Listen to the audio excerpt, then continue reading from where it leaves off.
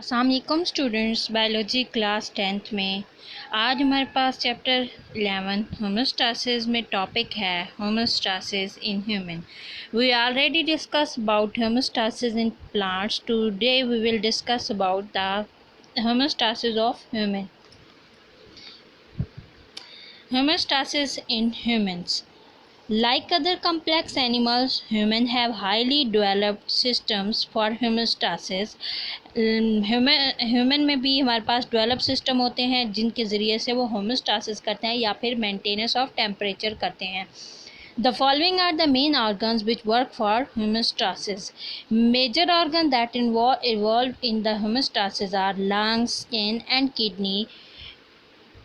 सबसे पहले हमारे पास आ जाता है lungs removes excess carbon dioxide and keep it in balance. हमारी बॉडी में जो कार्बन डाइऑक्साइड प्रोड्यूस होता है during cellular respiration that are remove from the lungs through exhalation of air that can maintain and keep it in balance to our body. Next हमारे पास आ जाता है skin removes excess water and salts. Skin जो होते हैं हमारे पास basically perform roles in the maintenance of body temperature. इसका मेजर रोल होता है मेंटेनेंस के लिए, टेम्परेचर के लिए, because it remove excess water and salt from our body through sweating. Next हमारे पास आ जाता है kidneys are the work as a filter. Kidneys filter excess water, salt, urea, uric acid, etc. from the blood and from urine. हमारे जो urine and blood में excess water होगा, salt होगा, यूरिया, उनको रिमूव किया जाता है after filtration through kidneys. Next हमारे पास आ जाता है होमोस्टासिस इन ह्यूमन में रोल ऑफ स्किन. हमारे पास जो स्किन आ जाती है इसका क्या रोल है हमारी बॉडी में, किस तरह से प्ले करता है. स्किन जो है basically consist of 2 layers. First one is epidermis, second one is dermis. अब जो इसकी एपिडर्मिस लेयर होती है that are the outer protective layer of the skin is called epidermis.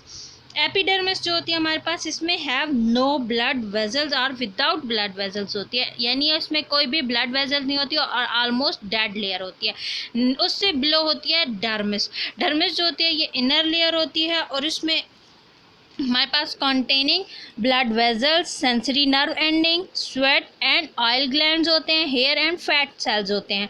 यानी कि हमारे पास जो स्वेटनिंग प्रोड्यूस होती है एंड ऑयली जो स्किन होती है वो थ्रू ग्लैंड्स होती हैं और ये जो ग्लैंड्स होते हैं ये डर्मिस में प्रेजेंट होते हैं. हेयर फॉलिकल्स जहाँ से हेयर ऑरिजिनेट होते हैं ये भी हमारे पास इसमें मौजूद होते हैं and fats are also present in dermis. हमारे पास फंक्शंस हैं. फंक्शंस देखने से पहले हमारे पास डायग्राम आ जाती है होमोस्टासिस ह्यूमन. इसमें आप लोगों को ये हम ह्यूमन स्किन की एनाटॉमी नज़र आ रही है. ये देखें लेयर्स है हमारे पास. एपिडर्मिस है, एपिडर्मिस में कोई ब्लड वेजल्स कुछ भी नहीं है. नेक्स्ट हमारे पास आ जाती है डर्मिस. डर्मिस जो होती है इसमें ब्लड वेजल्स भी हैं, हेयर फॉलिकल्स भी हैं, इसमें नर्व्स भी हैं, हमारे पास वेन्स भी हैं, आर्टरीज, सारी हर टाइप की वेजल्स हैं इसमें. Sweat and oil glands and also other are presents. Next हमारे पास आ जाता है homeostasis in human. Functions of skin.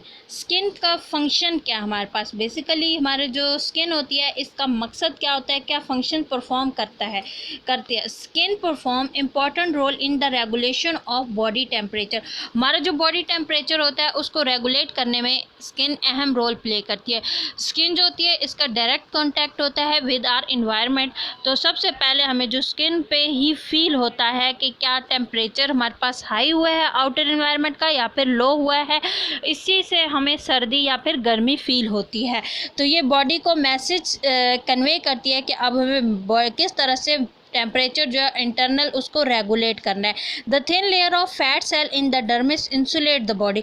और जो थिन लेयर होती है वो इंसुलेट करती है बॉडी को, वार्म अप होने में मदद देती है इंसुलेशन में.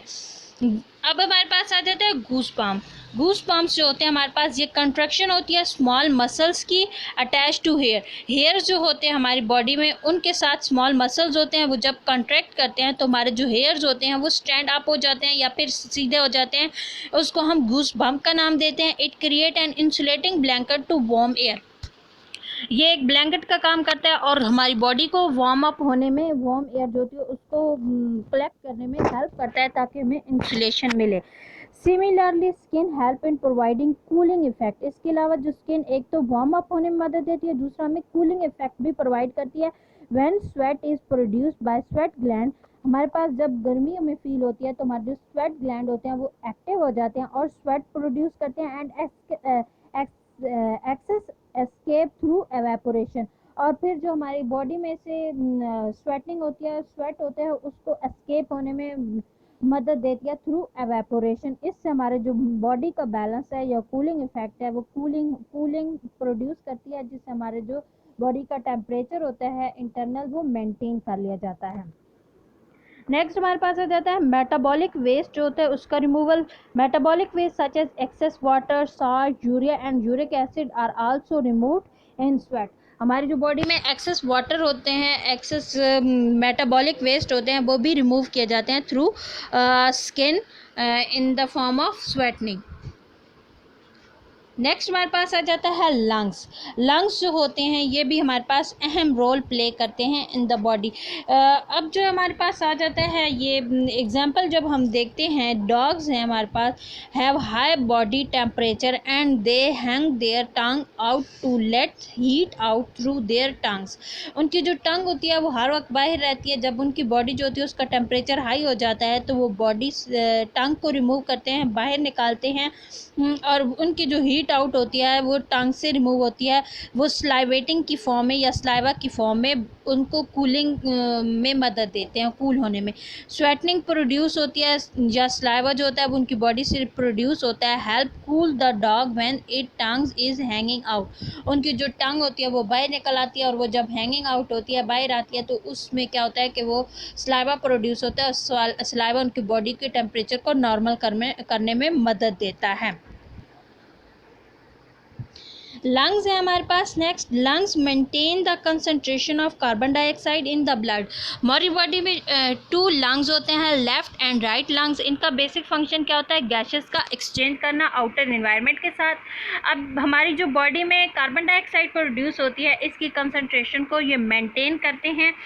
जो प्रोड्यूस होती है ब्लड में, तो ब्लड जो होता है वो पास आउट करता है या वो जो एक्सचेंज करता है कार्बन डाइऑक्साइड का टू द लंग्स में जो एल्वोलाई होते हैं उनके साथ, और क्या कर देते हैं। नेक्स्ट हमारे पास क्या होता है?